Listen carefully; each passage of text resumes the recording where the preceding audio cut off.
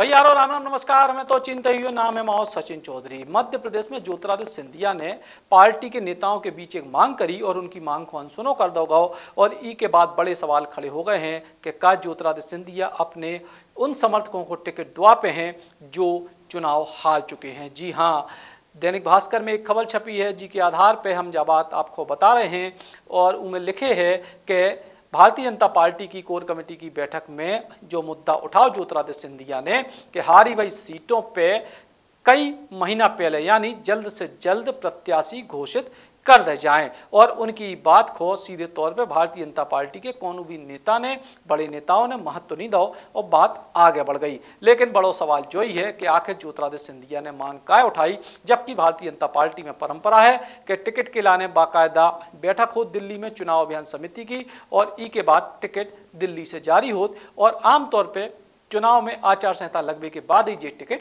घोषित होते हैं। लेकिन ज्योतिरादित्य सिंधिया को इतनी जल्दी क्या है, ई के पीछे बड़ी कहानी है।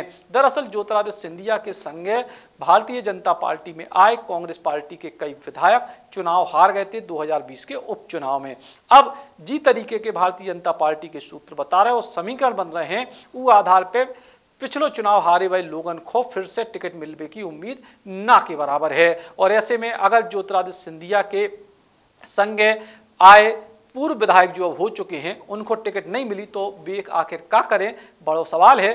ज्योतिरादित्य सिंधिया की शुरू से कोशिश है कि उनके संगे जितने भी विधायक कांग्रेस पार्टी छोड़ के भारतीय जनता पार्टी में आए थे उन सबको 2023 के विधानसभा के चुनाव में टिकट मिल गए। इनमें कई सारे तो ऐसे लोग हैं जो 2020 में उपचुनाव जीत के भारतीय जनता पार्टी के विधायक बन चुके हैं। बाकी सब लोग जो है वे चुनाव हार गए थे, लेकिन इसके बाद भी ज्योतिरादित्य सिंधिया ने ज़्यादातर को मंत्री को दर्जा दुआओ भारतीय जनता पार्टी की सरकार में और यही उम्मीद में कि वे मंत्री के तौर पे होते काम करें अपने अपने क्षेत्रों में ताकि 2023 में उनकी अपनी दावेदारी बन जावे। लेकिन इमरती देवी, मुन्नालाल गोयल समेत कई सारे ऐसे पूर्व विधायक हैं जो अब टिकट के दावेदार तो हैं लेकिन उनकी टिकट पक्की नहीं है। ऐसे में ज्योतिरादित्य सिंधिया को उम्मीद थी कि उनके सुझाव को भारतीय जनता पार्टी गंभीरता से ले और कई सारे ऐसे लोगों को टिकट पहले से फाइनल हो जावे जो पिछली बार चुनाव हार गए थे और इन्हीं में उनके अपने समर्थकों की भी जुगाड़ लग जाए। लेकिन भारतीय जनता पार्टी की बैठक में ज्योतिरादित्य सिंधिया के सुझाव को जी तरीके से अनसुनो करेगा उस हिसाब से अब जो लग रहा है कि वे पूर्व विधायक जो 2020 में विधानसभा को चुनाव हार चुके ज्योतिरादित्य सिंधिया के समर्थक, उनको 2023 को टिकट मिलवे जो भारी मुश्किल हो दिखा रहा हो। Ram Ram. Shri Krishna university Chhatarpur, the hitech university in central India. Bundelkhand के लिए गौरव की बात है कि अब छतरपुर में हम आपको देंगे विश्व स्तरीय एजुकेशन सिस्टम और वर्ल्ड क्लास इंफ्रास्ट्रक्चर।